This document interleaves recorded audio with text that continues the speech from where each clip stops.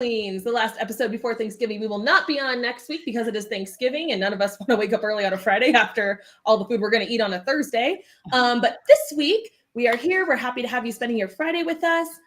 This week is a very interesting topic brought to us by none other than the CEO of Teach Kids Tech, Amber DeVilbiss, which was, you know, we have a mission to teach kids tech, right? Because they need it. But also, how do we balance parenting tech with the necessity of letting them have it? And here to discuss this topic with us is another cyber mom who's very near and dear to all of our hearts, Miss Maria Graham from New Spire. Maria! Yay. Hi guys, thank you for having me. I'm super excited to be here. My name is Maria Graham. I'm a senior account executive at a managed security service provider called New Spire, and I've been with the company for 12 years-ish or so, and have been listening to y'all for almost, has it been like a year? Almost a year? It's been a little over a year, like September of last year, so like a year and September, year and quarter. Yeah, so I'm pumped. I'm pumped to be here. Thank you for asking me to participate. I know, we were all just saying to ourselves, like, when is Maria coming on? Like, we all know Maria. We all like, is Maria going to come on? I'm like, of course she is, eventually. Eventually, one of these days. So before we move on to the topic, we love to have people tell the audience how they either got started in cyber to begin with, or how you moved into cyber, or how did you find cyber as a career? It was a mistake, a big one, like a huge mistake how it happened. I went to school for education. I wanted to be a teacher. I got pretty far down that path. And so this is interesting. And then decided that was actually not for me. I love kids, but like a room of 30s is too much for me, I think. And so I had to move back to my parents' house, and I was bartending and doing that stuff for a few years while I tried to figure out what I wanted to do.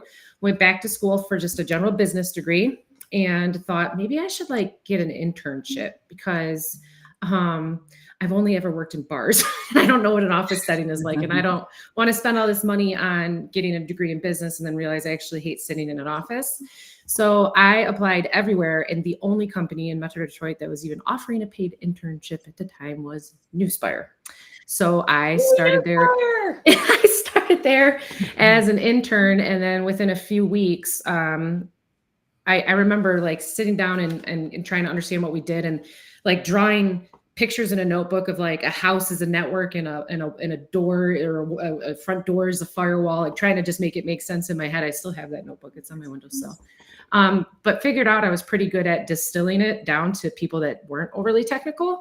And so it was a natural transition into kind of the sales side for me because I didn't want to do the stuff. I wanted to talk about the stuff, if that makes sense. There you go. That makes sense. It's not for everybody. It's not for everybody. Hands on keyboard.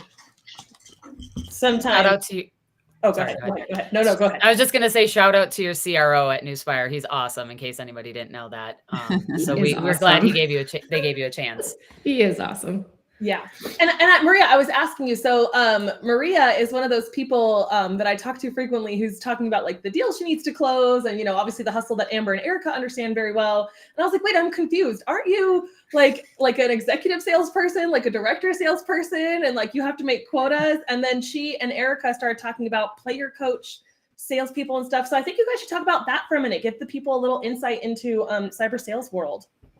Yeah. Erica, you start. So I have been in sales, obviously, for a long time. And I came in 2012 and I started on the reseller side, which is also the MSSP side, like New Spire. And what I noticed on that side of the business when I came in is that most of the people that managed the sales teams were also managing, and they were also still had their own deals or accounts. So basically we call it a player coach. So in a sense, if you want to break it down correctly, it's you're competing with your boss, but you're not really competing with your boss because they keep a certain amount of accounts and then they manage you as the team. And for me, I don't really like that setup because I believe that a leader should lead and they should manage the team. And there's so many things to do. On the vendor side, that doesn't really happen that much. And the startup side, it doesn't happen that much. But being in the player coach field, as a person, I just don't think that I would want to compete with my team. Does that make sense? Yeah, it totally makes sense to me. I think for me too, what I didn't like when I was, because I did act as the leader of the sales team for like a year and a half. I didn't like the non-sales parts of all of that. Like the CRM updates and fill out the spreadsheets and download IC. Like I hated doing all of that. Is not like, and now I could do it because this AI thing could have really helped me back then. But where were you, AI? Exactly. Right.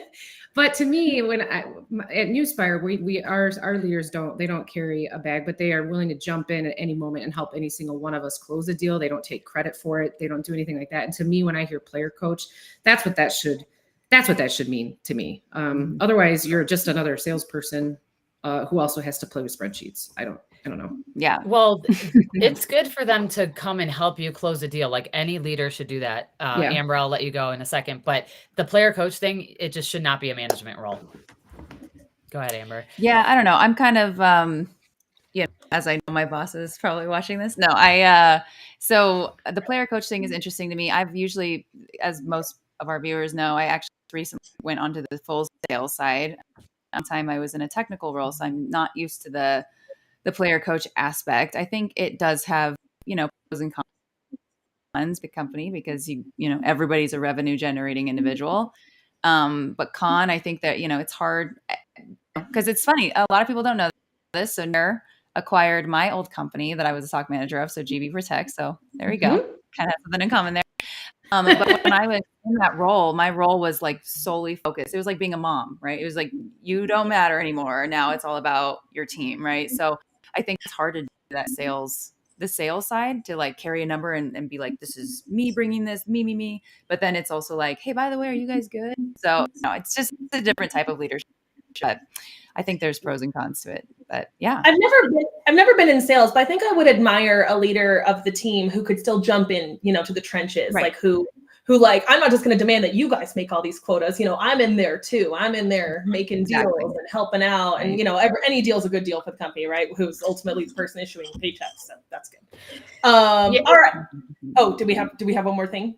Well, I was just going to say they do carry a number. It's the team's number. So them jumping in, Meryl, and helping close the deal actually does help them because they make bonuses and commission off of what the team generates. And they have a number to report to like the CROs of the world and the executives and upper leadership. So that makes sense. And that's how I believe it should be personally. Nice. Yeah. Love that. Okay. All right. Moving into our actual topic. So teaching kids tech. So Amber, do you want to take this one away? Like, tech is such like the whole reason your charity came about, right? Like kids need to have access to technology sooner. Like, if I hadn't given my kids an iPad when they were 2, which I didn't do or anything, they would have gotten one in kindergarten anyway. Like, already use tablets in the classroom to learn. And I think that's such that's one of the biggest things, right? So for me in tech, I kind of started, right? I was like accidental. I was a waitress and I got really lucky and got a gig, and then I just stayed and kept working my way up.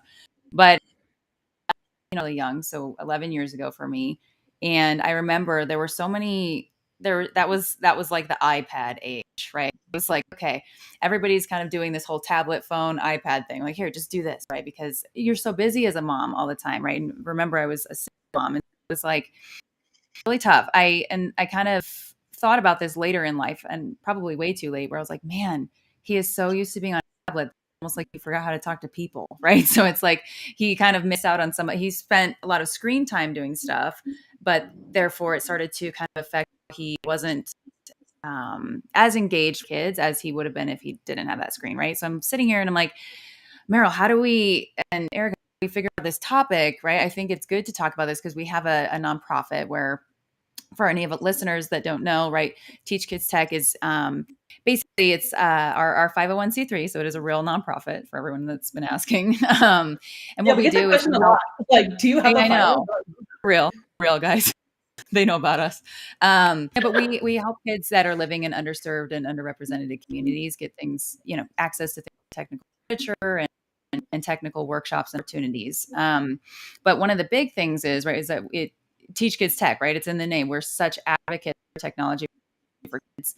But a lot of the time, as a personal thing for me as a mom, I'm like, I mean, is it good for my kid? I mean, at this point, I'm supposed to be preaching, but there are some like maybe it's better without it, right? So I thought, like, let's get a good debate going as moms, because we are all in the space. We all have kids. We've all done the whole iPad thing, but now it's like, is is tech good or bad, right, for kids? And I think it's a good topic because we do today we're going to dive into that. And so I don't know. I think Teach Kids Tech was kind of put in place to teach kids about technology as if it's inevitable. So this is something that we're not going to be getting away from. We're actually going to be, kind of way more. Exactly. So, like, if we know it's going to happen, let's get ahead of it. And then let's also inclusivity and make sure that everybody has access to that learning. So that's, yeah. And I'm going to bring up the elephant in the room. Let's talk about the holiday commercials we've seen lately for kids for Christmas, right? Have you guys seen these? Like the kids on the, 2 years ago, they were pushing the iPads. Get your kid an iPad. Now they're like, the kid sitting on the iPad is losing their imagination and forgetting how to play and innovate. And it's like, bring your kid back to analog. And I'm like, oh, this is so interesting. Yeah. So, Yeah, it is. I love that too.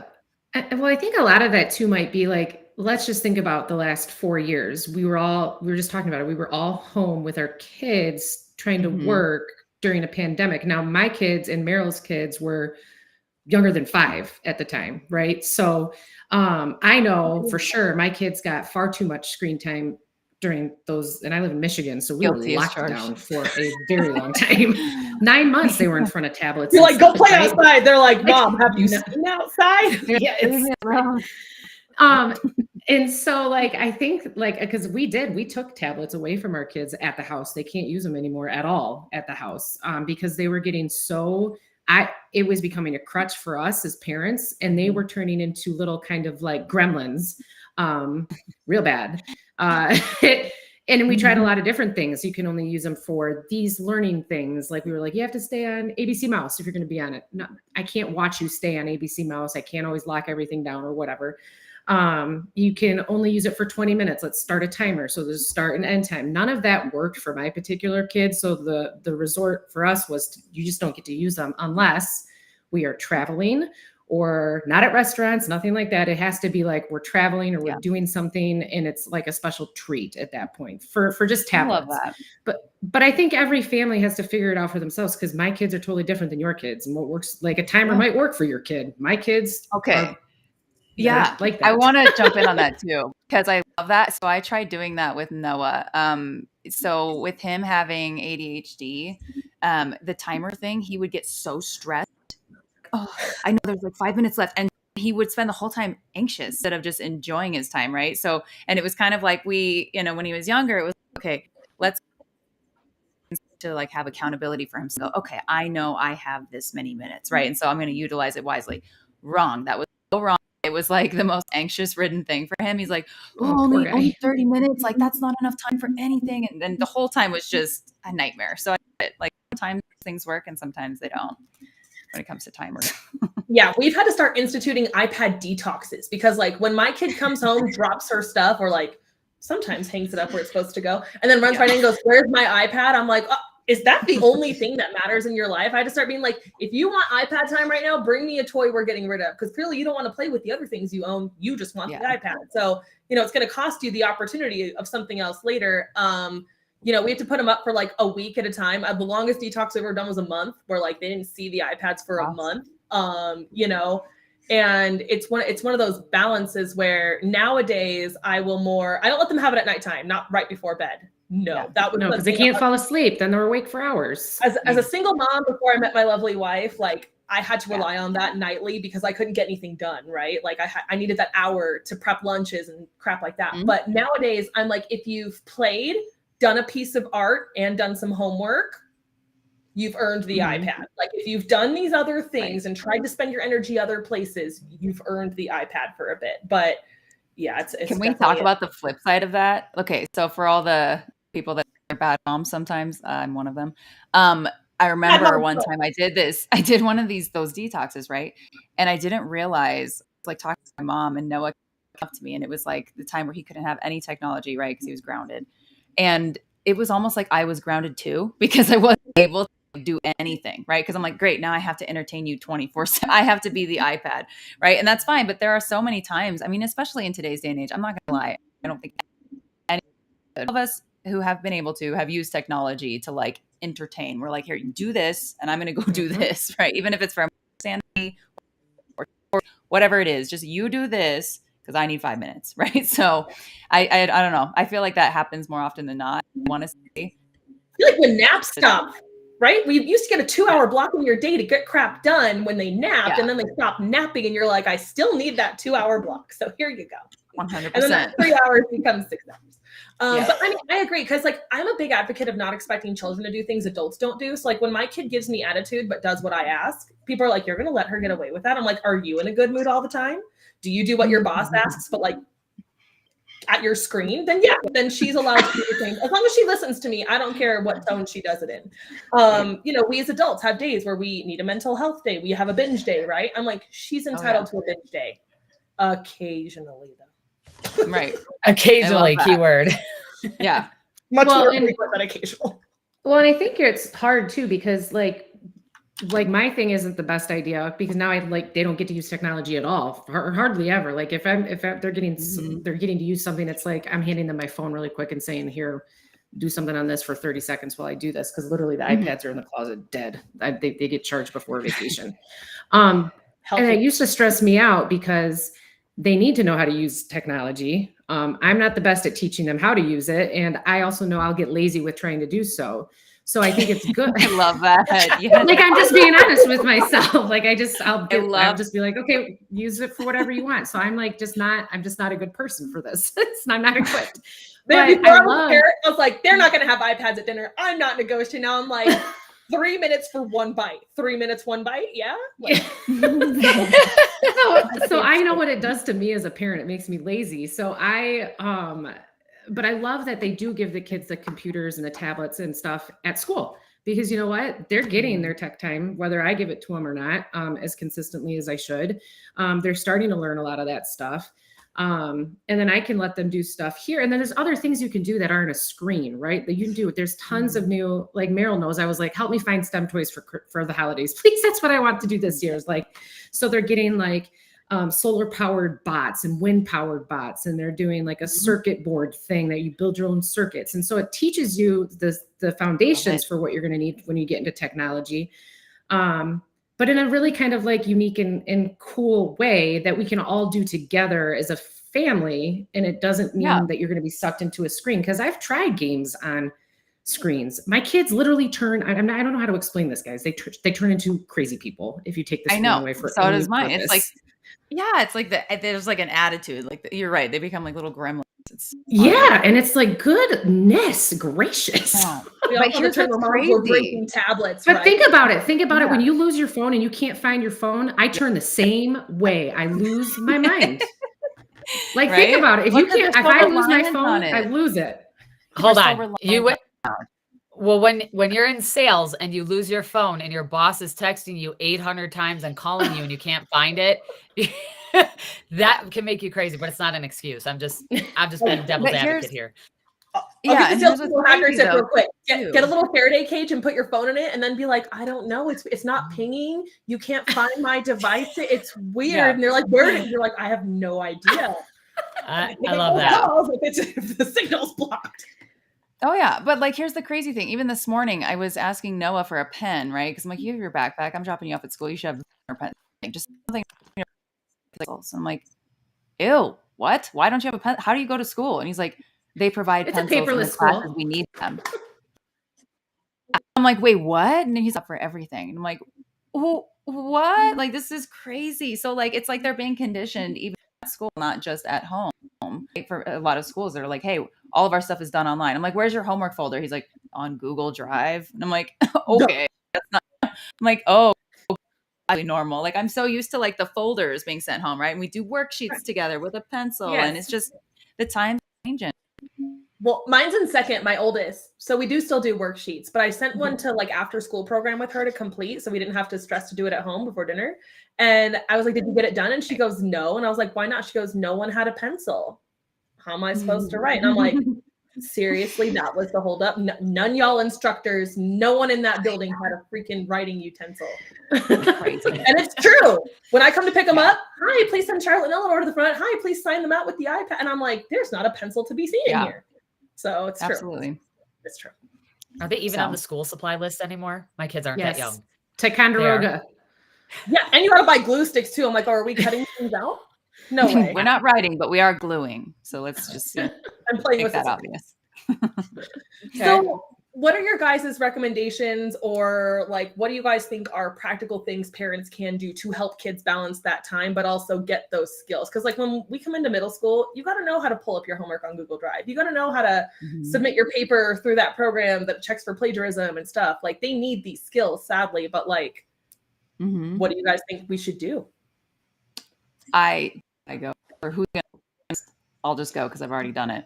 Okay, so I think one of the things for me is like leading by example, and I mean this by there were a lot of times where I kind of just trusted Noah to kind of go home, do his homework, and like we regroup. Right, I'm like, you go your way, I'm gonna go have one meeting, an hour. Right, he had done none of his homework. Oh, well, he said he did, and then I go to parent teacher conferences, and they're like, he's really struggling with homework.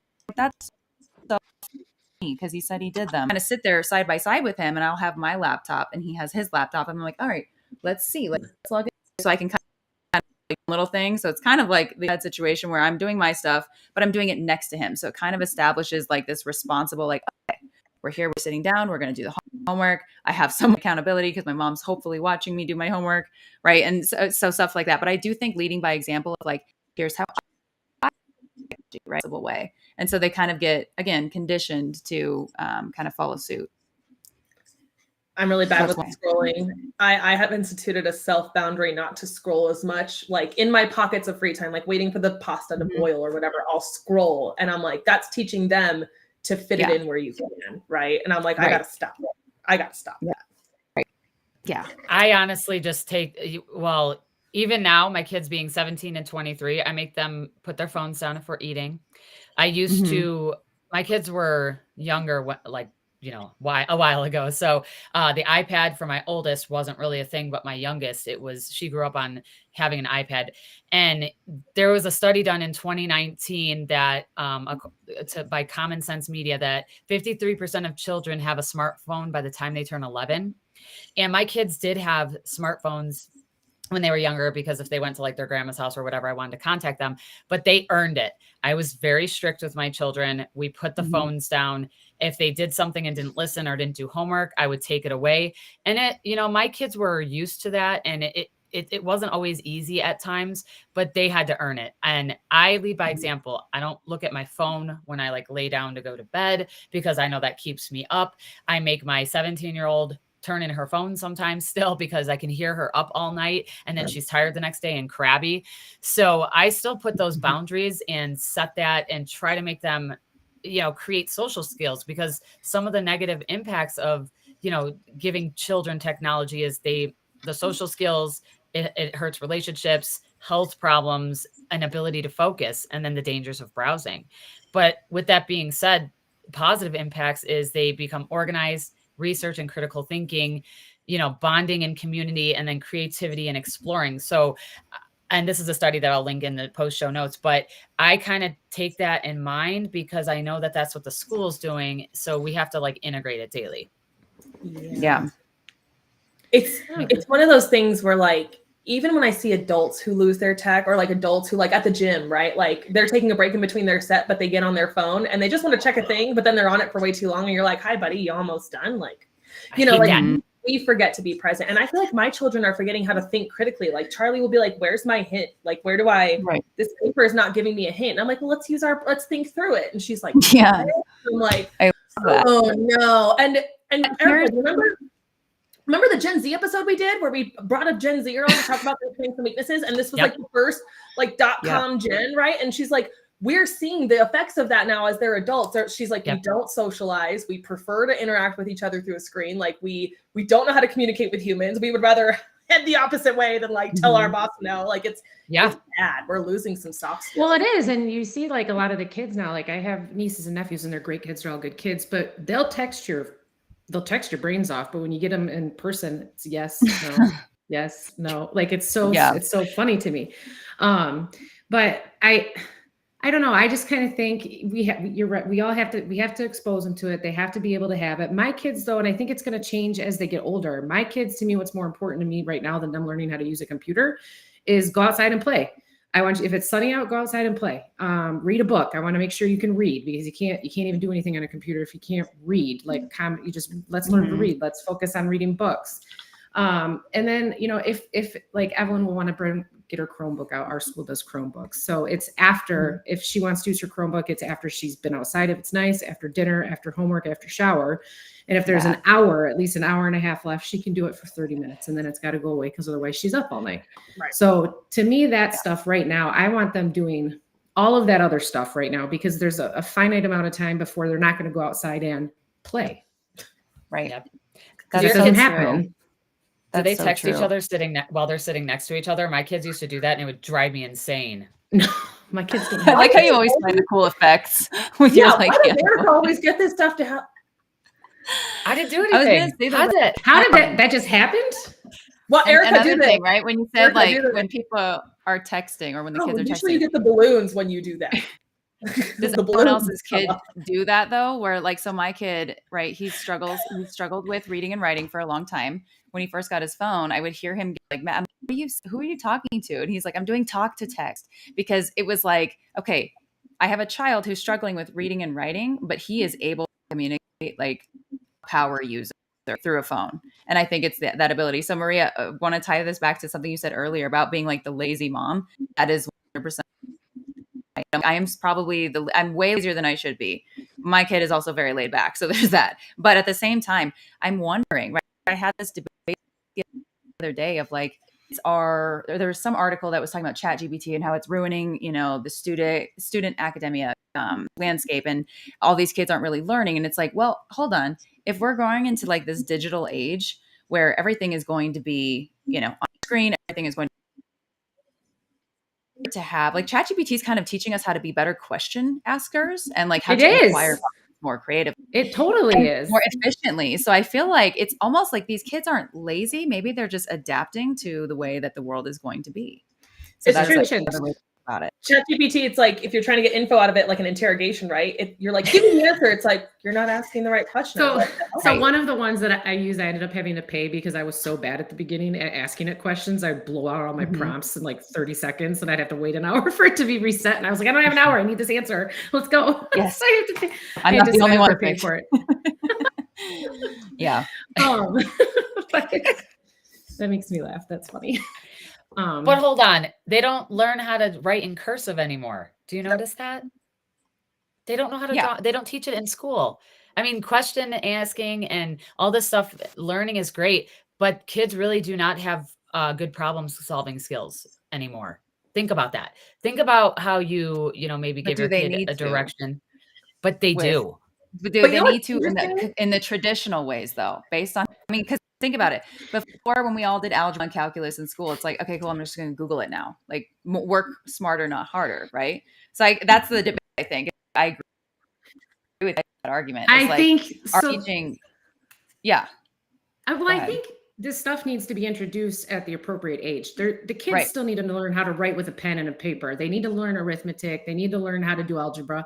They need to know fundamentally how to do all those things, because if they don't know how to do them, it's just like kind of like somebody told me one time, if you're going to be on any type of, and this is maybe more for Meryl, but like everyone needs to know how to think like a red teamer so that you can do the things to stop the red teamers, right? So how are you going to ask the right questions to the technology if you don't understand fundamentally what you're asking in the first place? Does that make sense? Yes. Oh, 100%. That's great. 100%. Critical thing. But at the same, there's different avenues of learning those things now, right? So YouTube, right? My kid knows so much about space. I'm like, how it's YouTube, right? And I'm like, oh my gosh, and I'm watching these videos with him, and I'm like, I'm learning too, right? There's podcasts now that I listen to our stuff with Neil. I learned so much that way. So I feel like just because everything is more digitized now, it's almost like it kind of is changing. Because I'll tell you, Erica, I love progressive. I love all my little yay, like happy whatever Thanksgiving. That's fine. When is it practical though, right? Because I think things kind of die off evolution, right? Like we lose certain features we don't need as we kind of grow and evolve. Is that what's happening to learning though? That's kind of what I'm wondering, because I do think having this, and I use this when hiring, right? I don't care went to school to learn something. I care if you've had enough at-bats to do that job, right? So have you had enough experiences where you've run into this before? And I do think that people who are, I used to give out these things as a joke at GB Protect, and we would be like, Google certified. without going to anybody else because you used your brain and went, hey, how do I figure this out on my own? Right. So it's kind of like, I think it's all kind of mixed together, forcing It is. learn how to find the answer, because that's such an important quality as well. I would Not agree. just that you know everything. Because I think we've always had supplements, right? Like when you get to calculus, it's no longer like do the long division by hand, do the geometry by hand. It's here's a complicated formula, figure out what you need to put into the calculator to get the answer, but you can use the calculator, right? It's like in technical jobs, developers, like we don't memorize a ton of scripts. We use Stack Overflow if we forgot the syntax for something. So we've always had places we can go to find the info we need. And like we've all met shitty Googlers, like we say like, God, like PhD in Googling, but it's like, you've met people who can't Google for their life and then people who can get a dissertation out of Google. Like, you know, so it's a skill. Googling is a skill, but it's is like one of those modern skill. It's like, right? Traditional is school and college and all these things. But I think we just had somebody in the comments say, you know, self-taught. I think that's such a key piece, because it not only does it show like, okay, I'm going to say this lightly, right? Because my son's kind of one of the exceptions. Most people can learn things if you teach them. Some difficult than others. However, if somebody has self-taught, that's the passion to want to learn it, not just because you're told to learn it. So I think that the quality there in people that are self-taught versus the people that are like, yep, I did all the things I was supposed to do and now I know it, right? Versus like, I really want to know that. I feel like that's such a huge, it's a really good character trait to have that we should teach our kids. 100%. We all know people in our lives that are not self-taught, and there's a huge difference because it is what it is. The self-taught people are go-getters. They're going to keep going. They're constantly curious. That's just what's in their DNA. Versus these people that get out of, and not everybody, but a lot of times they go through all the training, they do the stuff, and then they go sit down and do the job, and it's like, are you there? What's happening up there? What's going on? Yeah. Absolutely. I was just going to type this to somebody, but I guess I'll just say, since I'm not as fast as Maria, do you guys think we're losing the ability to innovate? Do you think we're losing the ability, or are we increasing our ability to innovate? Like with the resources changing, are we getting more innovative, or are we losing that ability to think creatively, do you think? Amber, so we have a friend, Amber, I know you're doing some of this training with him as well, with some of the AI stuff, right? And at first I was kind of like, I don't know about all this, like a year ago. I was like, I don't know about all this, but I'll tell you what, some of the stuff that I'm learning to do with some of these new technologies, it is completely innovative and it's fascinating, and it's making me better at my job, because my job should be as much as possible doing this with my customers, not sitting over here mining data, filling out things, doing research, all that kind of stuff. And it's enabling me to do that and do it better. So it's about, yes, I think it's definitely innovative. I think it's a step forward if you got to do it responsibly. Yeah, I think there's going to be a wave, right? So when this whole AI started, ChatGPT started making its name, and I made that funny video, right? Like, here are the things that it's not going to take away from us, guys, because everybody was like, oh, the world's ending, my job's gone. And it's like, there's going to be, I think, a wave happening, right, where certain roles and certain industries are going to be obsolete because, of course, you know, ChatGPT, other language models or whatever are coming into play and kind of changing the landscape. However, that being said, it's going to leave people that's busy work so that you can actually do the job that you're doing. Like as a security analyst back in the day, I just spent so much time triage that by the time I saw a real event, I was like, oh, it's like the same as every other event, you know? And it doesn't have as much meaning because you're just so drowned out by all the, I think that as this first wave is going to kind of take out a lot of those jobs, it's also going to leave a lot of folks with, like you said, the ability to utilize, right? It's a tool that we're using to better things, right? So we found the wheel, right? We invented the wheel, and now we don't have, use square little blocks that we push around, right? It's just, even though that took away whatever that role was at the time, it still led and paved the path for innovation. But it's also going to add it's going to add roles, because people are going to have to figure out, like each organization is going to have to figure out how to integrate it safely, securely, build processes around it, how to use it, training there. So it's just like, so the people that had the square blocks lost their jobs, but maybe they got hired to make the tires or the wheels. Or they got to do something else. Or they got to do something. That's a new t-shirt we're going to come out with. That's my favorite. I actually really like that. Yeah, all of like the Zoomers, is that what they're calling like the young ones now? They're gonna be like, okay, boomer, it's Minecraft. No, it's black people. We're fine.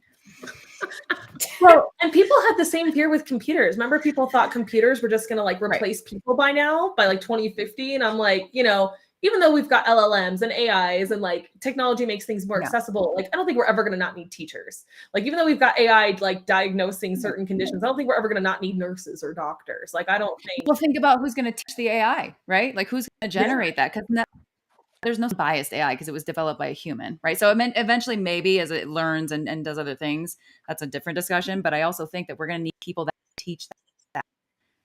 It's like if you had a unicorn zoo.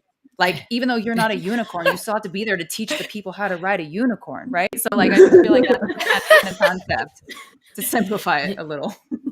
Someone just said in the comments, Gutenberg didn't kill writing when he invented the printing press. Exactly. That's true. All right. We are at about 35 minutes. Unfortunately, I don't know if you all saw earlier, I had a sick kiddo with me. I got to take her to urgent care. So we are going to move into our final takeaways. This can be anything you want to comment on with regards to kids and technology or recommendations on healthy boundaries for kids and families from the perspective of your friendly cyber neighborhood moms. Who wants to start? I'll first. Start. Okay. Well, Erica's going to try to take mine. No, because I forget easily. Go ahead. I was just going to say this, and it actually doesn't have to do with, mine's going to be a little bit more towards the parents listening, right? Parents and guardians. Don't be so hard. We're still figuring this out with technology and kids. We call ourselves bad moms, lazy moms, bad dads, whatever. It's fine. We're all still learning and we're going to get there eventually. So do not feel ashamed and just know that like you're trying. Like that's the best thing you can do at the end of the day is just try with your kid. Fail, succeed. Either way, it's a journey. So just enjoy it and stop being so hard on her, I think. Compassion. Everybody could use more of it. I'll go and then if Maria or Mara want to go. So my final takeaway or advice is, don't completely remove technology out of your kids' lives, set boundaries. We talked about it a little bit, but you need to make sure that you're just raising good humans. My advice is to teach them how to be a good human and make the technology a bonus. And I know it's everywhere, but at the same time, if they don't have good communication skills or they can't, have empathy or, learn those types of social skills, you're going to have a hard time and they're going to have a hard time later on in life. And technology is amazing, but please teach your kids how to balance a darn checkbook because my kids are like, what's a check? They depend on logging in online and seeing their charges and from a financial perspective as they get older. They need to understand finances and certain things. So just teach them how to be good humans, but also teach them how to use tech responsibly. Maria, do you have a burning one you want to go next? I just think for me, I think it's just to exactly what Amber said. Don't beat yourself up. We're all doing this. We're all doing the best we can. I think all of us have good kids. I think most kids inherently are good. It takes a lot to mess them up. So keep doing that. But with technology, it's just like anything else that is available to kids. It's not just outsideness, right? Too much of anything is never really a good thing. So just keep that in mind, I would say, if you can. Yeah, I say balance the analog. A lot of times, when the girls and I have meetings and stuff, I will take analog notes and translate them later because like I want to have that look and feel. Sometimes I still read analog books. I don't read on a digital reader because that's my own personal ethos. So I would just say like try to balance as much as you can. Like if you do realize that like when they come home from school, you still have work to finish. So most evenings they are on their iPad. Even if they're learning, that's still, screen time. Try to balance it with an analog activity. Try to do a board game with each other once a night. Try to have family dinner where you talk to each other. And just try to get them to form neurons. But, no one's perfect. I definitely, on days when my kids are off for a random Friday for whatever given reason, and we have to do this, I'm like, here's the iPad. Please don't bug me for 30 minutes. So I'm right there in the trenches with you all. But, like everyone said, we're doing a great job. We got to teach it to them. We got to teach them responsible tech at the same time. And no one's doing it wrong. No one's doing it perfect. So just keep that in mind. And yes. And with that, we thank you so much for spending your Friday with us. It's been super fun conversation. Because we're ahead of the game this time, I can announce that next week we have a good friend of mine, Chris Rides, coming on to talk about practically applying to cyber jobs. So things you should actually include on your resume. Nice. Like, should you check that disability box or not? Like crap like that. But 2 weeks. Yes. 2 weeks. I was going to say, not next week. Keep me honest, guys.